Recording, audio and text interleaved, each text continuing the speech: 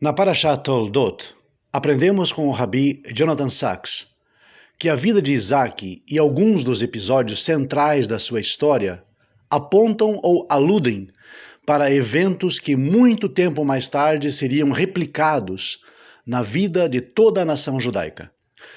Aprendemos também que a obscura face do antissemitismo surge exatamente no ambiente em que vivia, ou melhor, no ambiente em que peregrinou em Gerar, quando da fome que ocorreu naqueles dias na terra de Canaã.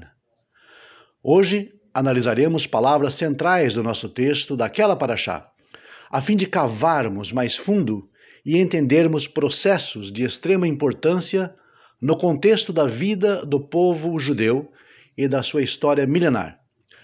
Somos informados pelo texto que Isaac foi forçado a sair da sua terra, a terra do seu pai, e imigrar para a região que era dominada pelos filisteus e governada por Avimelech. O nome da cidade era Gerar, e nossa análise começa exatamente por aqui.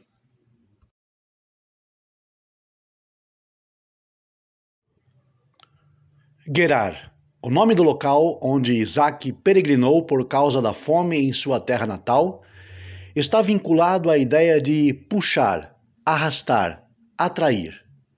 Por assonância, está igualmente ligado a peregrinar ou a habitar temporariamente em algum local. Isaac teria sido então atraído ou puxado para aquele local, não por simples e mero acaso, mas porque ali acharíamos os motivos e as razões dos eventos que futuramente se desenhariam na experiência judaica. Curiosamente, o que puxa ou atrai Isaac para aquela terra da sua peregrinação é a fome. Assim como o que atraiu os filhos de Jacó para o Egito foi igualmente a fome. Isaac prosperou demais ali, e assim vimos que o rei Avimelech quis livrar-se dele.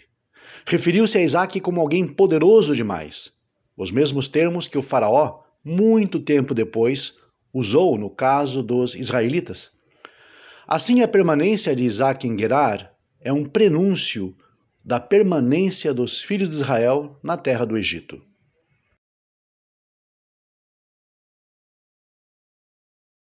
Poço de águas vivas.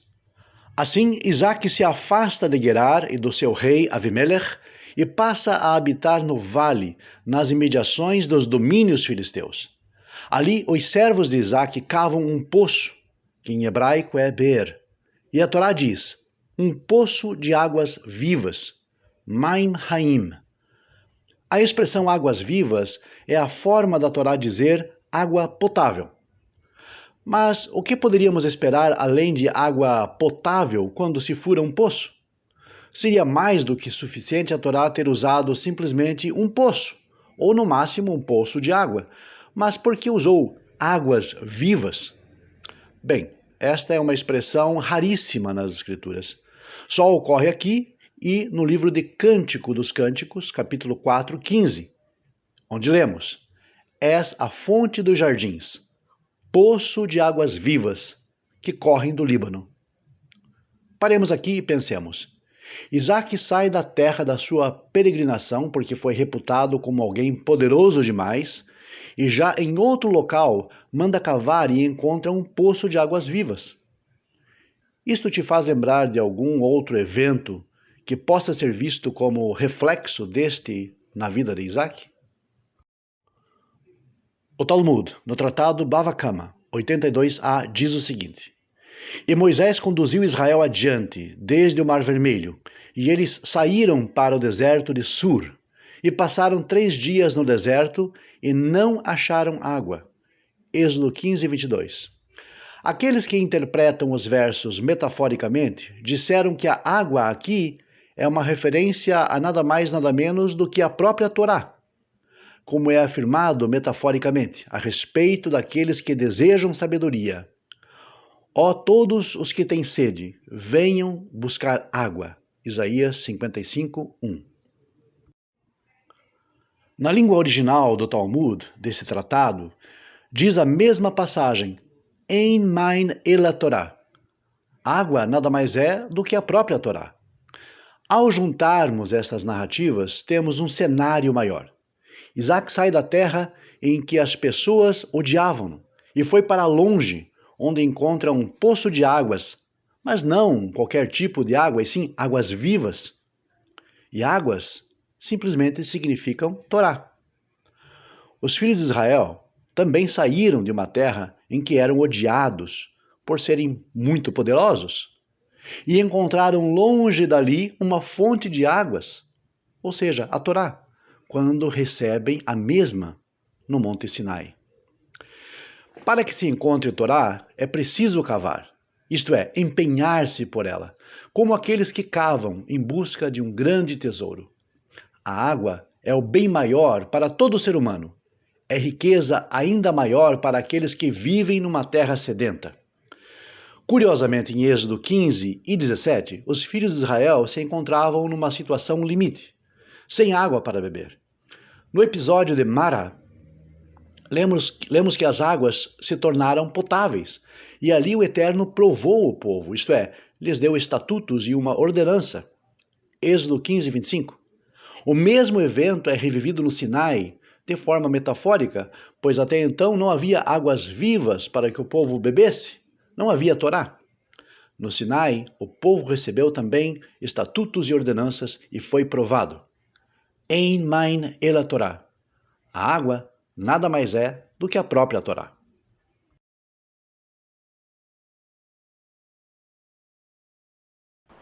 Esek, o poço da contenda. O poço aberto pelos servos de Isaac, porém, serviu de motivo de contenda entre os seus e os servos de Avimelech, e por isso Isaac o chamou de Esek, um termo também raro no Tanar, que é definido de várias formas, como rixa, intriga, exploração e até extorsão. O poço, que em hebraico é Beer, está muito próximo de Baer, explicação. O poço é autoexplicativo? Sendo Esek o mesmo que rixa, intriga, exploração e extorsão, temos aqui uma pista ao que alude. Na outra passagem em que a expressão poço de águas vivas ocorre, Cântico dos Cânticos 4,15, lemos: És a fonte dos jardins, poço de águas vivas que correm do Líbano. A menção aqui é a um poço de águas vivas que se originam do Líbano. E Líbano, segundo Rashi e muitos outros comentaristas, é uma referência ao templo. Veja no comentário que ele faz em Deuteronômio 3,25. Desta forma, o que seria um poço de águas vivas que correm do Líbano, senão a Torá, que tem o seu centro no Templo de Jerusalém? E sendo este o primeiro poço cavado por Isaac, tendo chamado de Esek, que significa rixa, intriga, exploração e até extorsão, isso parece estranhamente paralelo aos eventos que conduziram à destruição daquele famoso edifício sagrado edificado por Salomão, o segundo na dinastia davídica, assim como Isaac, o segundo na dinastia patriarcal. O primeiro templo foi destruído pelos crimes expostos exatamente pelo termo Esek, segundo o profeta Isaías. Ai dos que decretam leis injustas e dos escrivães que prescrevem opressão.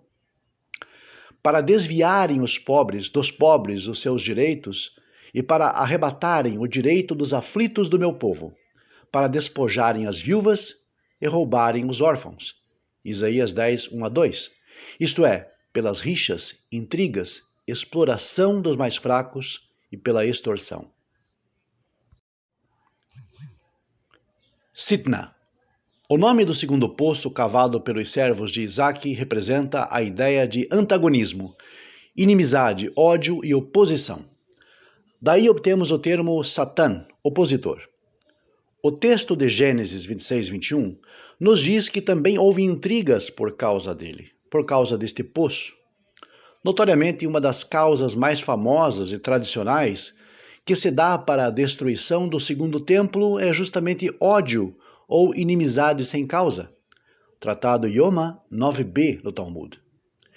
E é o que se pode atestar pela história posterior nas lutas internas do judaísmo da época, principalmente entre fariseus e saduceus.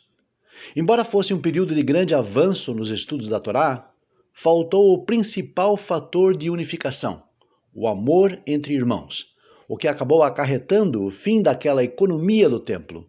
Não por menos, o nome do segundo poço cavado por Isaac aponta para esses eventos ainda distantes no tempo. Rehovot. O nome do terceiro poço cavado por Isaac significa lugares amplos. Este foi o único poço cavado por Isaac que não gerou disputas, ou seja, ninguém brigou por ele. Houve paz. Uma perfeita alusão ao terceiro templo. Amplos espaços, lugares amplos. Esperado pelos judeus, segundo se lê em Isaías 2, 1-4. E acontecerá nos últimos dias que se firmará o monte da casa do Senhor no cume dos montes, e se elevará por cima dos outeiros, e concorrerão a ele todas as nações. E irão muitos povos, e dirão: vinde, subamos ao monte do Senhor, à casa do Deus de Jacó, para que nos ensine os seus caminhos, e andemos em suas veredas. Porque de Sião sairá a lei, e de Jerusalém a palavra do Senhor. E ele julgará entre as nações, e repreenderá muitos povos, e estes converterão as suas espadas em enxadões, e as suas lanças em foices.